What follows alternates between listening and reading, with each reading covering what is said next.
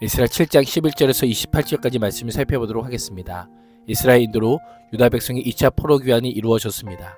2차 포로 귀환과 관련한 아닥스다 왕이 내린 조서의 내용과 이 모든 것을 인도하신 하나님에 대한 이스라엘 찬양이 소개됩니다. 11절에서 26절은 아닥사스다 왕이 내린 조서입니다. 아닥사스다 왕은 여호와의 계명의 말씀과 이스라엘에게 주신 율례학자요 학자 겸 제사장이요 하늘의 하나님 율법에 완전한 에스라에게 조서를 내립니다. 에스라는 율법에 대해 잘 알아 지식적으로 완전했을 뿐 아니라 율법에 기초한 완전한 삶을 살았습니다. 이런 에스라의 모습은 포로 귀한 백성들의 삶이 어떠해야 하는지를 잘 보여주고 있습니다. 아닥사스다 왕은 자신을 모든 왕의 왕으로 하나님을 하늘의 하나님으로 묘사합니다.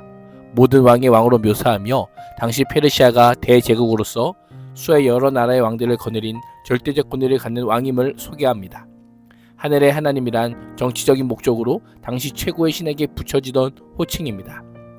13절 이하는 아닥사스다의 조서를 언급하며 아닥사스다는 가장 먼저 내가 다스리는 나라에 사는 이스라엘 사람 가운데서 에스라와 함께 예루살렘으로 가고자 하는 사람은 제사장이든 레위 사람이든 누구든지 가도 좋다라고 합니다.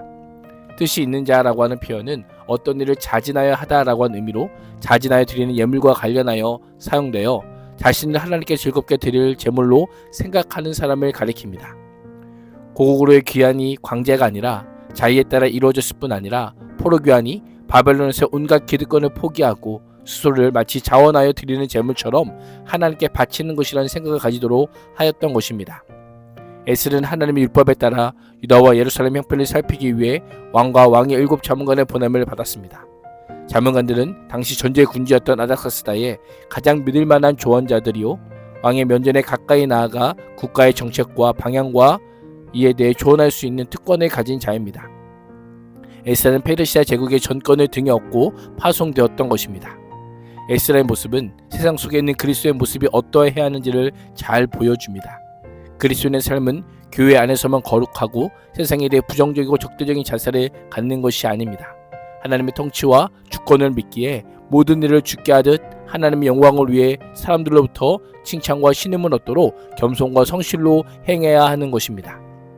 왕과 왕의 자문관들은 에스라를 예루살렘으로 파송할 뿐 아니라 이스라엘 하나님께 성심으로 드리는 은금을 가져갈 것을 명령합니다. 바벨론에 거주하는 사람들에게 받은 은과 금도 가져가도록 기꺼이 허락합니다. 그 돈으로는 반드시 수송아지와 수단과 어린 양을 사고 거기에 곁들여 곡식자물과 부어드리는 제물도 사서 그것들을 예루살렘에 있는 에스라가 섬기는 하나님의 성전의 제단 위에 함께 제물로 드릴 것을 명령합니다.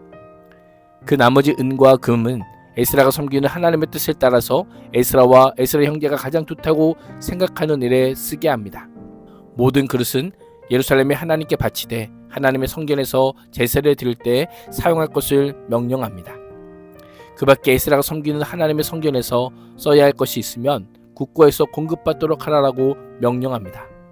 아닥사스다 왕은 이미 여러 가지 배려를 하여 내어주었음에도 불구하고 자신 미처 생각지도 못한 용도나 필요가 발생할 경우 그것까지 대비하여 지침을 전달하고 있는 것입니다. 아닥사스다 왕은 이스라엘 2차 포로 귀환을 주도하는 에스라에게 조서를 내린 것으로 그치지 않고 21절에 따르면 에스라에게 내린 조서의 내용이 원활하게 이루어지기 위해 강서편의 모든 참고지기에게 조서를 내립니다. 만약의 경우 이해관계로 인해 에스라에 대한 재정 지원을 꺼리는 자가 있을지도 모르기에 어떤 경우에라도 이 조서의 내용이 반드시 실행되어야 함을 강조하기 위해 조서의 출처가 바로 나 곧 아닥사스 왕이다 라고 밝히고 있습니다. 에스라의 요청에 소극적으로 태도를 취할 것을 원천적으로 막기 위해 신속히 부지런히 어김없이 실행할 것을 명령하고 있습니다. 이를 통해 에스라에 대한 아닥사스다의 신뢰가 얼마나 컸는지를 짐작하게 합니다. 그렇다고 해서 모든 것이 무제한으로 공급되는 것은 아니었습니다. 22절은 에스라의 일행에게 지원할 수 있는 물품의 한도와 총량을 알려줍니다. 24절에서는 제사장들이나 레위 사람들이나 노래하는 사람들이나 성전 문지기나 성전 일꾼이나 성전에서 일하는 다른 일꾼들에게 조공이나 세금이나 관세를 물리지 말라고 명령합니다. 이렇게까지 명령하는 이유가 무엇입니까? 23절에서 아닥사스다 왕은 어찌하여 진노가 왕과 왕자의 나라에 임하게 하랴라고 합니다. 어찌하여라고 하는 표현을 통해 하나님의 진노가 왕과 왕자의 나라에 절대로 임하게 해서는 안 됨을 강조하고 있습니다. 아닥사스다 왕은 이스라엘의 하나님을 하늘의 하나님으로 최고의 호칭으로 부르긴 했지만 하나님은 여러 신들 중에 하나에 불과했습니다. 아닥사스 왕은 자신이 다스리는 제국에 다른 신들의 저주가 임하지 않게 하기 위해 애굽의 반란이 확산되지 않고 평정되기를 바라는 목적에서 이러한 조치를 취했던 것입니다.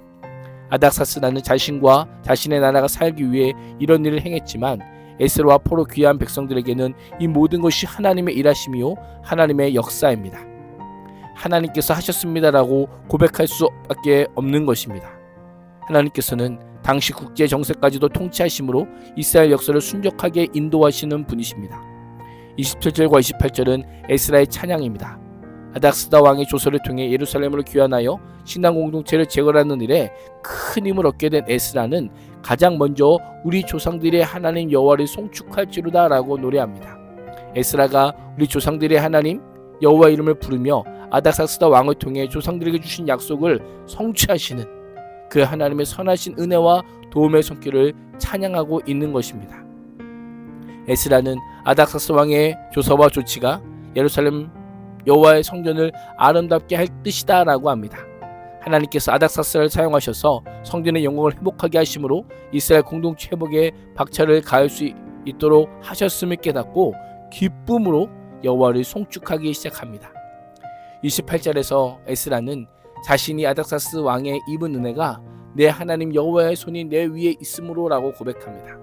인간의 인위적인 방법이 아니라 철저하게 하나님의 능력과 은혜의 섭리로 이루어진 것임을 간증하고 있는 것입니다. 하나님의 손은 지금도 하나님의 백성들과 함께합니다. 성도의 라이프 스타일은 나의 손으로 무엇인가를 만드는 것이 아니라 하나님의 능하신 하나님의 손에 순종하는 것임을 기억해야 합니다. 오늘도 하나님의 손의 능력과 은혜가 가득한 복된 하루가 될 수 있기를 주님의 이름으로 축복합니다. 기도하겠습니다. 이방 왕을 통해서라도 일하시는 하나님, 여호와의 손이 인생과 가정과 삶의 터전에 함께하사 하나님의 능력과 섭리를 경험하는 은혜를 덧입게 하여 주시옵소서. 예수님의 이름으로 기도합니다. 아멘.